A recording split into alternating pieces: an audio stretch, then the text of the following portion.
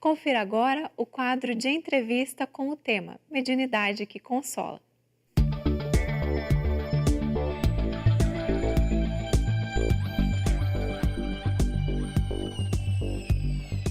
Olá, que bom que você está conosco, porque agora começa a nossa entrevista e hoje temos mais uma vez conosco nosso companheiro de programa, Daniel Dallagnol. Seja muito bem-vindo, Daniel. Prazer estar aqui, Márcio. Para falar de um tema dentro da mediunidade, deste universo que é a mediunidade que consola, a mediunidade consoladora.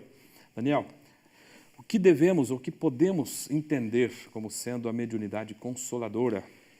Essa ideia, Márcio, nos remete àqueles instantes muito particulares da vinda de Jesus e aqueles eventos que se circunscreveram naqueles momentos notáveis em que se prodigalizou momentos excepcionais no campo da mediunidade. Que eventos foram esses? Cura de enfermos, consolo, orientação espiritual, né? E, naturalmente, em relação a Jesus, os seus ensinos, né? Então, por mediunidade consoladora, nós podemos entender todo esse conjunto de situações que levam fundamentalmente, através da mediunidade, o consolo necessário, especialmente nesses momentos em que a humanidade se encontra tão sofrida. Daniel, dá para dizer, trazendo isso mais para os nossos dias, que Sim. O que Chico Xavier fez em várias décadas foi uma mediunidade consoladora? Sem dúvida nenhuma.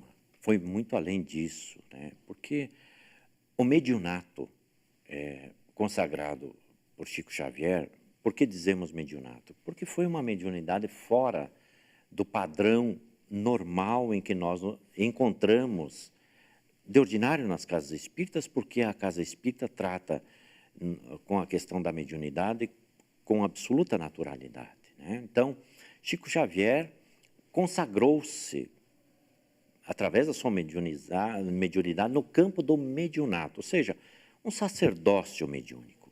E o seu legado, sem dúvida nenhuma, está dentro deste prisma como sendo mediunidade consoladora. Se fosse só pelas suas mais de 400 obras, 412, 450. em torno disso, né? Sem dúvida nenhuma, só por isso, porque todas elas se constituem em elevado saber, né, de conteúdos morais inatacáveis, né?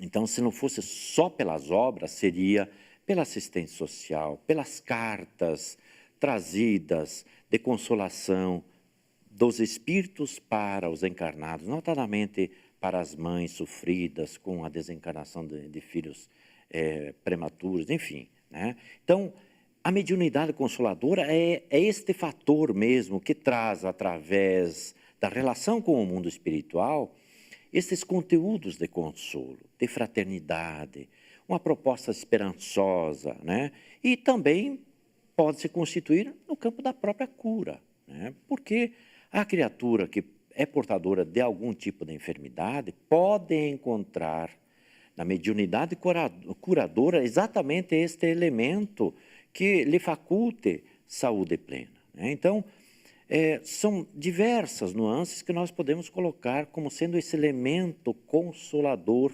Por isso que associamos aos primeiros momentos da presença de Jesus e depois da continuidade com seus apóstolos, né? Antes de Jesus não se tinha notícia a respeito de uma mediunidade que consolasse, que Sem dúvida. revitalizasse a esperança? Perfeito. A humanidade nunca ficou órfã do mundo espiritual. O Criador, e mais particularmente Jesus, que é o governador do nosso planeta em particular, sempre mandou os seus emissários para habitar no corpo físico, que chamados os profetas da antiguidade, ou os espíritos que falaram através deles. E desde os mais remotos tempos, né, vamos encontrar na Grécia, em diversos momentos da história, em todos os povos, sempre tiveram momentos de relação intensa com o mundo espiritual. A humanidade encarnada nunca ficou sem a proteção do mundo espiritual. É verdade que tivemos momentos mais particularizados, que foi na Idade Média, onde praticamente as sombras, as trevas, tomaram conta dos templos, das teologias, das religiões, enfim, que tiraram exatamente essa conexão com o mundo espiritual. Mas, de maneira geral, a humanidade sempre teve o apoio dos espíritos através da mediunidade, a fim de que nós fôssemos orientados, né? Então, é muito importante que nós entendamos que os médiuns funcionam exatamente, sob o ponto de vista de serem instrumentos do próprio Cristo, no sentido de trazer a mensagem do mundo espiritual. Quando os homens fecharam as portas, por assim dizer, do mundo espiritual, quando se interrompeu voluntariamente, né, essa conexão, nós passamos às especulações da Terra, e aí os problemas começaram, né? Mas quando se retomou novamente esse processo de conversação com o mundo dos espíritos, é natural que derramou-se sobre a humanidade toda essa avalanche de informações e, particularmente, de consolações para as almas sofridas que ainda trafegam no planeta Terra. Daniel, você fez menção à mediunidade curadora. Sim. Então, eu tenho curiosidade de saber se os centros espíritas, como aí estão constituídos nos dias de hoje, têm essa prática, né? Se eles estimulam, se é possível encontrar nos centros médiuns curadores ainda. Sim. Mas depois do intervalo, a gente fala sobre isso, porque a Renata Muito bem. está nos chamando, a gente já volta. Fique conosco. Aguarde alguns instantes. Vamos para um breve intervalo e logo voltaremos com a segunda parte da entrevista. Não saia daí.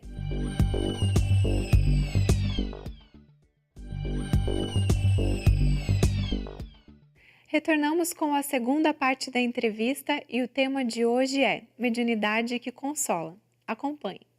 Estamos de volta, que bom que você ficou conosco. E eu deixei para o Daniel, antes do intervalo, a pergunta a respeito da mediunidade curadora. Daniel, existe? Os centros espíritas estimulam? Como é que é essa prática hoje? Esse tipo de mediunidade está aí presente? Sem dúvida nenhuma. Não há estímulo propriamente dito, porque há uma certa reserva, não de prevenção, naturalmente, mas por cuidado, no sentido de que, quando se fala de mediunidade curadora, acorrem para as casas espíritas grande número de pessoas, né? Então, há um certo cuidado no sentido de que não se ganha a rotulação de mediunidade curadora, mas ela existe, né? Desde que a humanidade é humanidade, a fenomenologia da cura através da mediunidade está presente.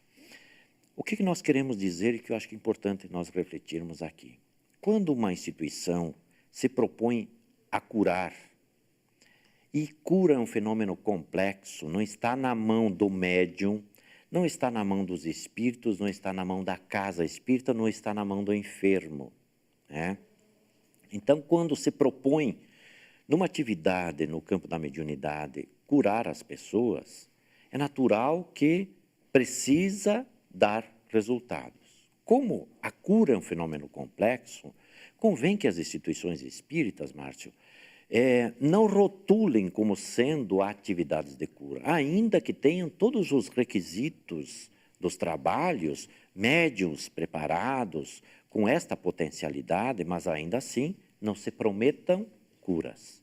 Porque quando você abre um trabalho de cura, naturalmente você propõe curar as pessoas, né? Então, há esse cuidado hoje no âmbito das instituições espíritas bem orientadas. As sérias, né? Perfeitamente, aquelas bem orientadas, onde o estudo da doutrina espírita está sempre como diretriz primeira.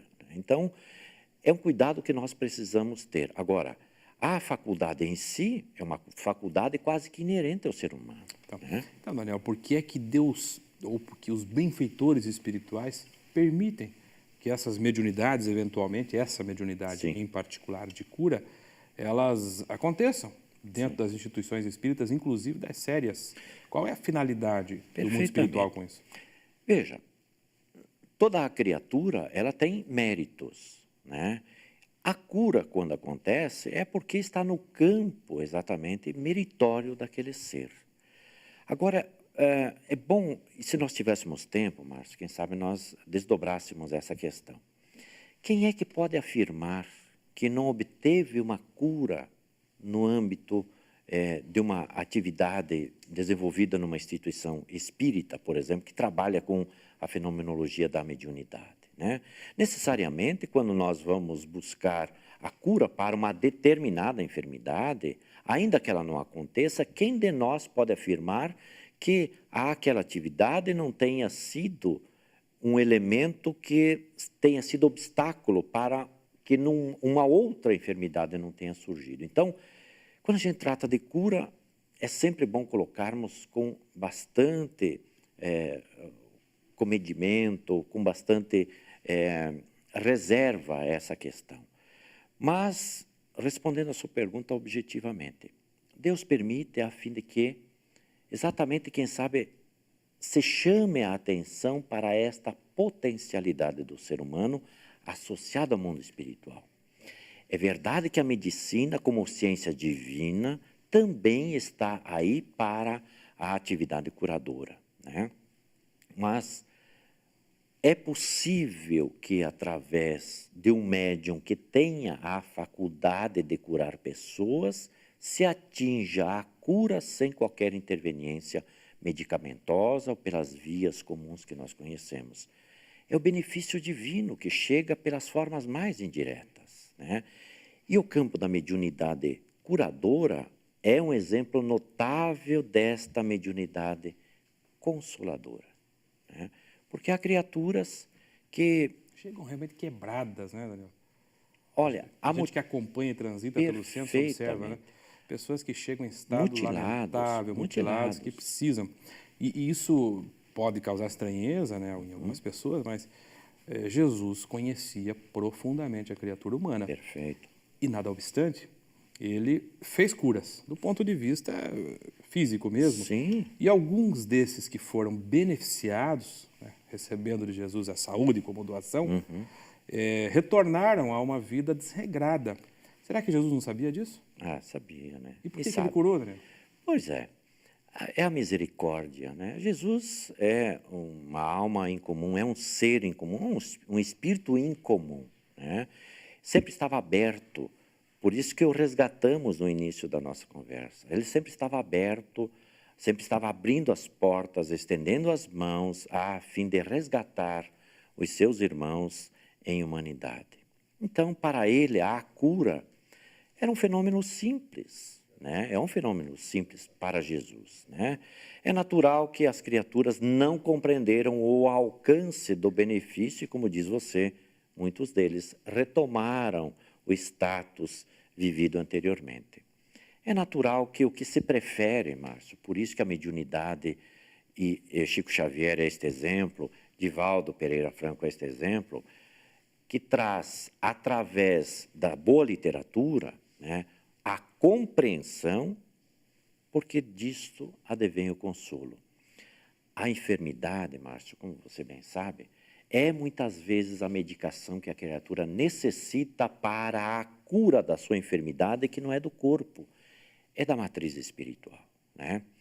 E recordamos mais uma vez, observemos o seguinte: doutrina espírita surge para a humanidade através da mediunidade. Então, se nós só olharmos para a doutrina espírita, se é que a gente possa dizer só, porque este fenômeno, esse advento chamado doutrina espírita, surgido em 1857, depois de Jesus, provavelmente é o maior fenômeno de ordem espiritual. É a maior revelação para o planeta Terra, né? Então, ela vem exatamente por este fenômeno da mediunidade consoladora. Doutrina espírita é consolação, é esclarecimento mas pelo esclarecimento é que chega o consolo. Você considera que o aspecto que mais se destaca em toda a proposta espírita é o de consolação? Sem dúvida nenhuma. A doutrina espírita é altamente consoladora. Ela faz a gente ver a vida de uma forma mais otimista, com Ela mais nos esperança. remete às nossas matrizes, né? À nossa essência, que é de ordem espiritual. Quando Jesus nos fala no seu evangelho do mundo espiritual, ele não descortina a grandeza e a beleza e a organização que é o mundo espiritual. A doutrina espírita vem trazer da proposta de Jesus todo esse fenômeno chamado mundo espiritual. Quando nós olhamos para a questão de ordem espiritual, nós compreendemos as nossas próprias enfermidades, a matriz dela, as origens dela, por que sofremos, por que a dor, por que a felicidade, como nós a conquistamos, como evoluímos. Então, se é que a gente possa colocar no centro, e devemos colocar, doutrina espírita é a essência da mediunidade consoladora, Daniel, muito preconizada obrigado. por Jesus. Muito Que obrigado agradeço. mais uma vez, Daniel, por você ter estado conosco, Muito obrigado. esclarecendo, contribuindo para uma reflexão profunda. E se você tem dúvidas, tem seus porquês também, contato@avidaemfoco.com.br. Fique conosco porque o programa ainda continua.